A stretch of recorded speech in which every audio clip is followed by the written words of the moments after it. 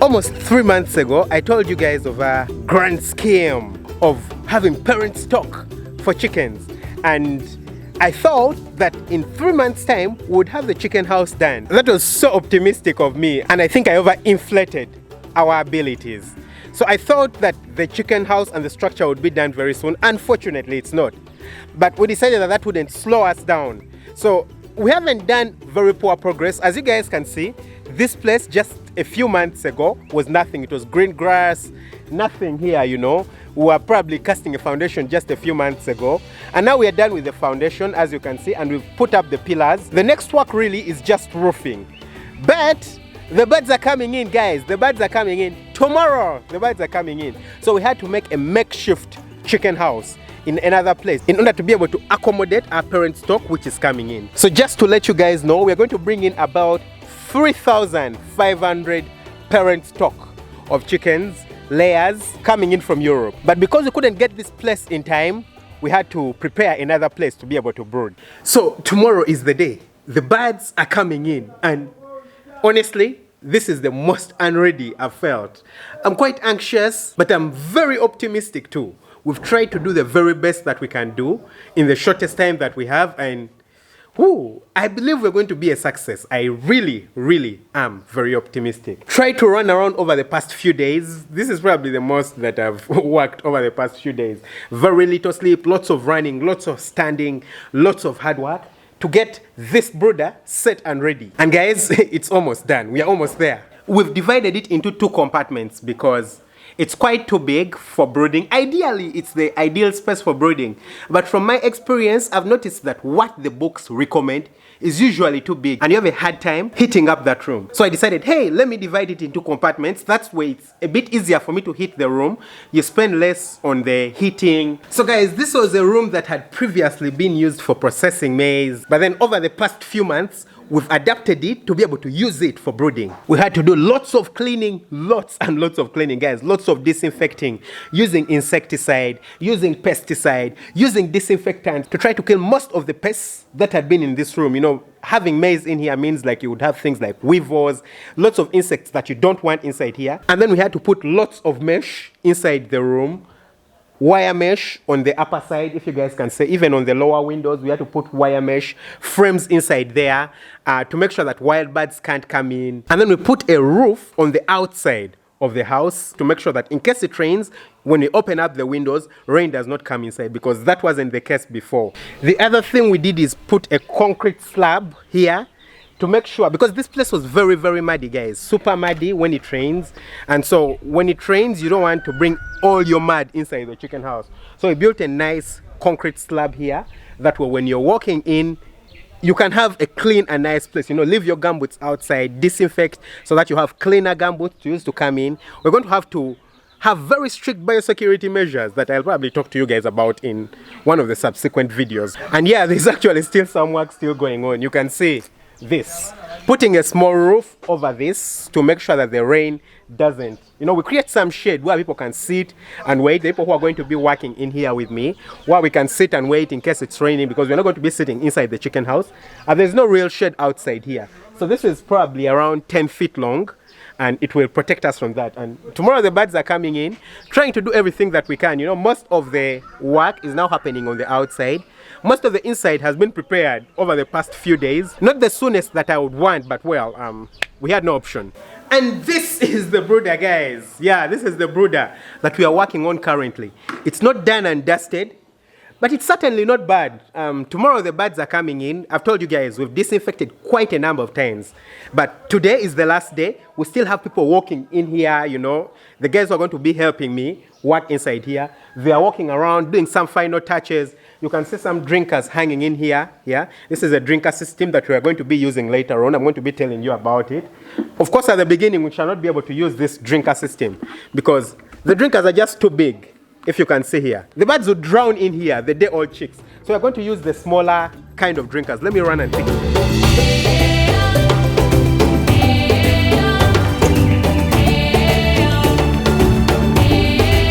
Yep, we all know this kind of drinkers, yeah? The smaller drinkers. So you just assemble it, put the water inside here, and then you see this, yeah? the birds, very few birds would drown in here. You know, the day-old chicks, very few of them would drown in here. So that's why we are using this kind of drinker. We could have used nipples, but we didn't have enough nipples. And the fact that we're going to be using these bell drinkers, it's easier for the birds to adapt from these to the bell drinkers instead of using nipples.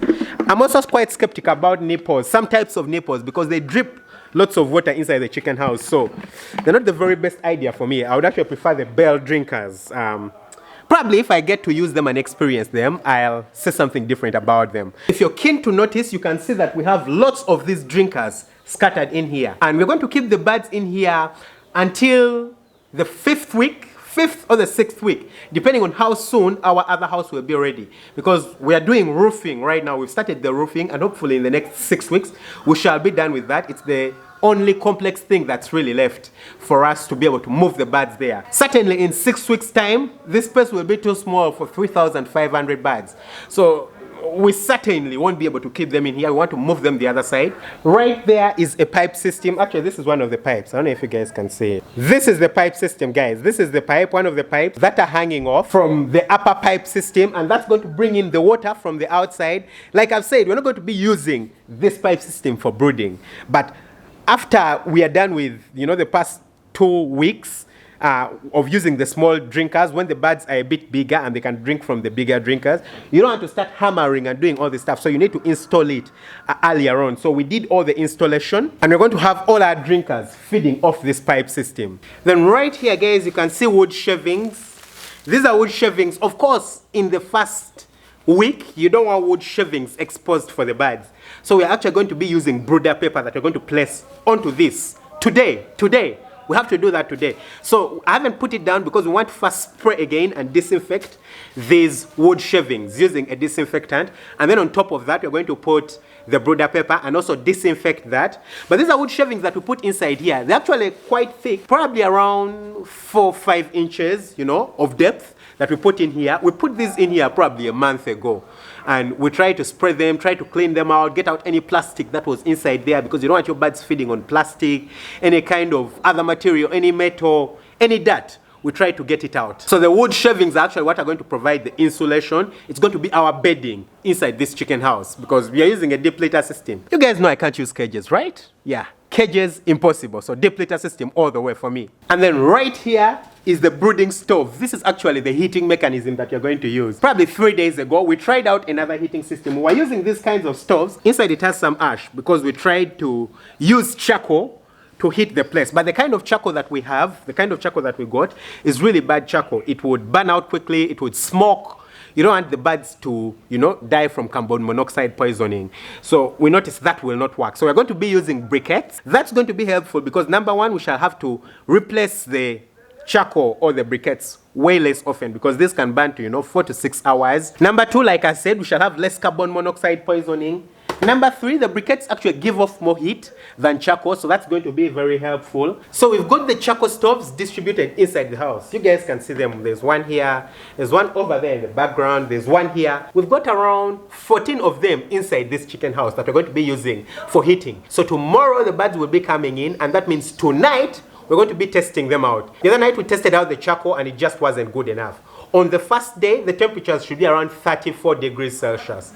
So that's going to be our target temperature for us. And the charcoal would only heat up to, you know, 23, 24 degrees, which was certainly not good enough, not by any means. So that's why we actually decided to make the room a bit smaller, put a bit more stores, because at first we had 10, we've decided to put 14, and then use briquettes. All those measures are to make sure that our birds don't, you know, go into hypothermia. Hypothermia is feeling really cold because hypothermia is going to kill your birds. Definitely going to kill your birds. So guys, to help with the heating and controlling the temperature, because these birds are very expensive birds, guys, we don't want to take any chances. We want to make sure that the temperature inside here is actually constant throughout the day. We want to make sure it doesn't get too hot or too cold. So because of that, we've got a little bit of a fancy system here.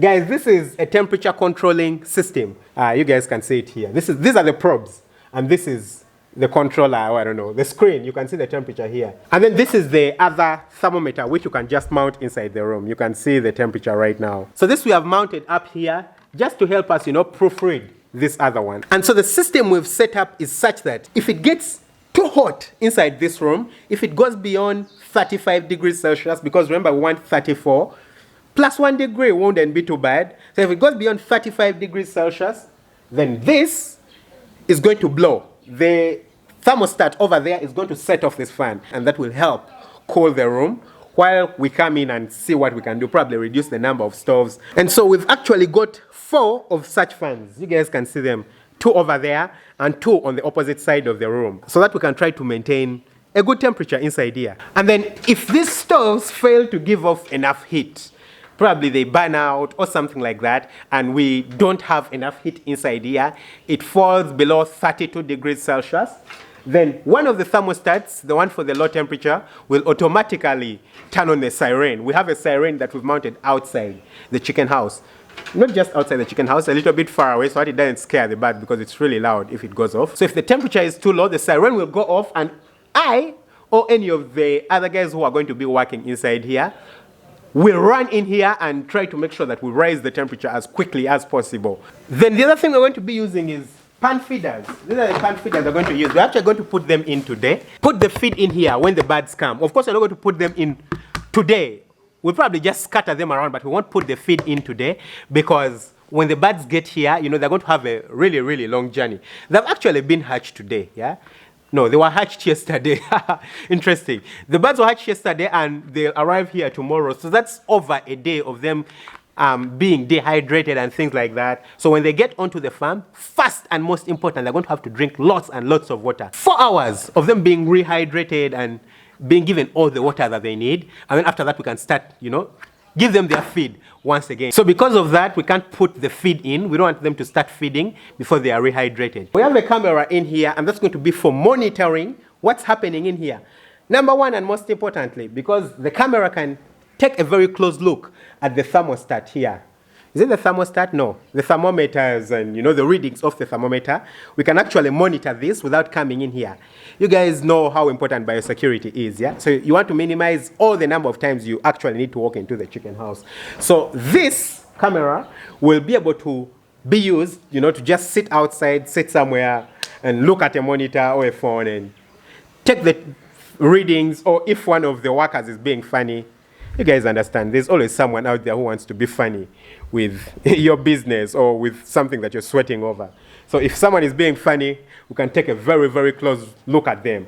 Of course, the more important thing is to monitor the chicks, you know, to monitor whether the chicks are compressed together in case of anything like a fire, in case a stove looks like it's not burning or anything like that.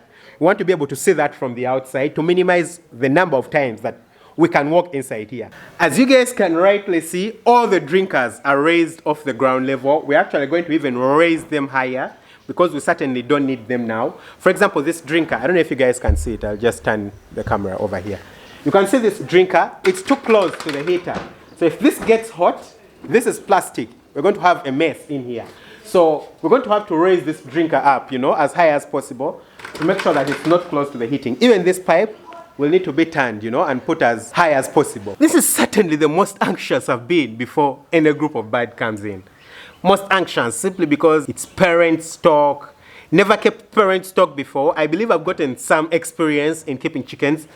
I'm probably not perfect. There is always a learning curve, you know, testing and doing everything. But because the birds are very high value birds, you want to make sure they're not sick. You want to make sure any of them doesn't die. You have to ensure maximum productivity. You just want the best to come out. And I didn't prepare as quickly as I want. Ideally, I would have wanted to have all the preparation ready at least 2 weeks before the birds come in. So 2 weeks ago, I should have been set, and I'm just waiting for tomorrow to bring the birds in. But here I am having to do quite some stuff because, well, I couldn't help it. There was a lot of work that needed to be done around. At first, we thought the other house would be ready. Unfortunately, it's not ready. So we had to do a makeshift brooder, which we've actually done quite well. Quite well. I'm quite impressed with what has happened. But it has gotten me quite anxious. But I'm very, very optimistic, super optimistic. I know it's going to turn out well. It usually always turns out well for me. I have lots of faith, hope, hard work, ensuring that the best comes out. And it always comes out. So guys, I'll continue to work. I'll spread the brooder paper inside here. Hopefully I'll be able to film it because I'm running out of time. If I don't, I'll clearly film it tomorrow morning. Insert it in for you guys. Do some more spraying, you know, disinfecting the room, and get ready for the birds. Super excited. Whoa, and I'm going to be sharing this journey with you guys. I'll see how many videos I can record, show you guys what's happening around. Guys, pray for me. I hope everything ends well, you know, just pray for me. I don't want to lose any birds this time. Last time I lost, you know, over 100 birds, probably close to 200 birds, simply due to stress. The birds died from the stress of the journey, and they were coming from Europe. I couldn't get parent stock anywhere around. It's impossible to get parent stock anywhere around, at least in Uganda or even in Africa. We tried to look. So we could only get it from Europe, and it's very expensive. So we'll do the best that we can. Do the very best that we can. Lots of love, guys. Catch you next time with another video. Bye-bye.